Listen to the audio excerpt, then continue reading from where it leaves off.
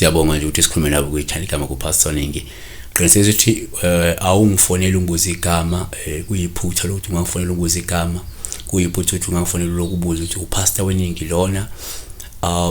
Angase ngasho ukuthi inamba ingena komunye umuntu, inamba eyami. Kuyiphutha futhi ukuthi ungifonela ngama private number, kuyiphutha ukuthi ungifonele futhi ungasichaza igama, kuyiphutha ukuthi ungi-SMS, kuyiphutha ukuthi usenze WhatsApp uyangifonela nje direct. Sibhekela iphupho lika user kana gama but nawo ukhona khona la ku YouTube into eshoyo ukuthi sawubona pastor kunjani.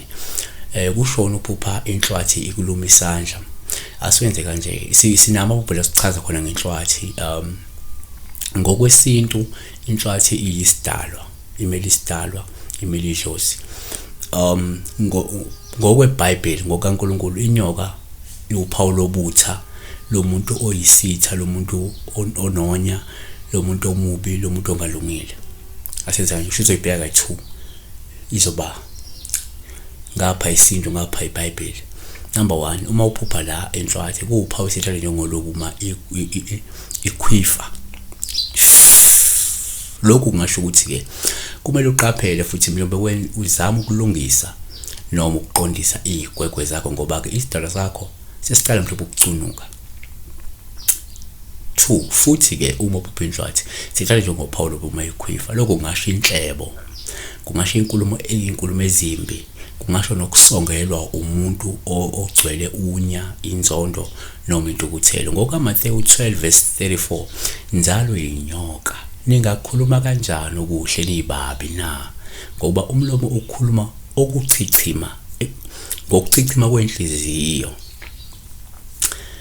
3 yenzeka futhi uphupha inhlwathi kube uphawu isitshalo njengoluhle uma ekubuka olusho ukuthi isidalwa sakho siseduze nawe, sikubhekile futhi mhlawumbe sikusingathile. 4 futhi ke uma uphupha inhlwathi singatshala njengophawu lubi uma ekubuka.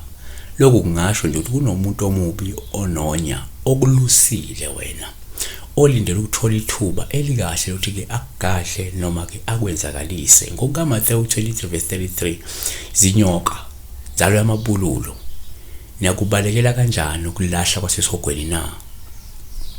Kunyana nabantu la. 5 kuyenzeka futhi uphupha inhlwathi sikuthathe njengophawu lubi empeleni uma ekuhlasela lusho ulaka lezidalo noma ulaka lesidalo olungase ke lokulandela ngenxa yokuthi mhlawumbe sesiphenduliwe lezi sidalo noma ke aseneme ngawe kunezinto ungazihambisi ngendlela efanele.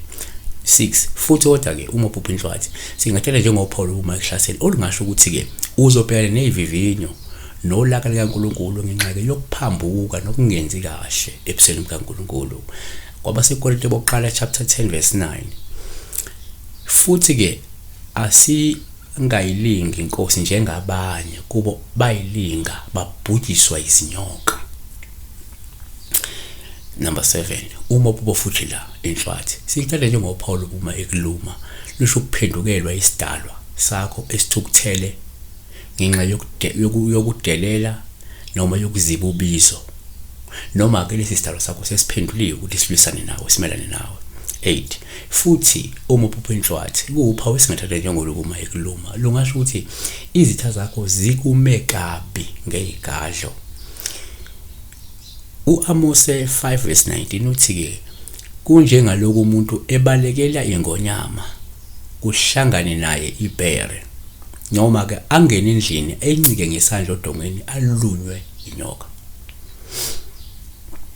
Number 9 futhi uma uphupha inhlwathi kuwuphawu oluhle uma engakwenzi lutho. Lokhu kungasho ukuthi isidalo sakho mhlawumbe sineme ngawe njengamanje noma ke besikuvakashele noma kunento ufuna uyilungise nje idalo uyenze wena nezidalo zakho mhlawumbe ngabe mhlawumbe ulindele wenza umsebenzi, ngabe mhlawumbe kunento enhlambuluko njalo. Asivale ngelithi ke number 10 futhi uma uphupha inhlwathi kuwuphawu isitshalo njengolubi empeleni oluhle uma engakwenzi lutho olungasho ukuthi wembethwa amandla amakhulu, izitha zakho ziyakuthobela futhi angeke zakwenzakalisa. AmaHubo 91:13 uya kunyathela ingonyama nebululu unyathele phansi ibhongo lengonyama nodrago. Shuthi nje angekwenze ungenze kuhamba phekwazo ungenze kuhamba azikwenze lutho. 3 empeleni ngokaLukhana 10:19 uthi yena-ke bhekani ngilinike igunya lokunyathela izinyoka nawufezela naphezu kwamandla onke esitha anisoze lonwayo lutho. uMakho 16:18 baphatha izinyoka uma bephuza okubulalayo akusoze kwaba nangozi, bayakubeka izandla phezu kwabagulayo basinde. So kungenzeka unepower, kungenzeka uphupha uhamba phakathi kwey'nyoka sikwenze lutho, yasibona siyakubuka and rest assured God is there. He's given you that authority and the power. Lokuhamba phakathi kwey'nyoka. Siyabonga kakhulu. Yenza ukubalile, subscribe, like le video, become a member, nikela kuyi-channel. Ungangi-WhatsApp, ungangisendise message, ngifonele kuphela futhi ungangibuzi igama. Ichaze wena igama bese usho into oyizele sikhulume ngayo. Hayi ubuza mina igama ungayichazanga. Hey manje ngikhuluma lo pastor weningi isikhathi leso ufonela ngiphela. Guys, ngibhlungu into enenzayo. Siweni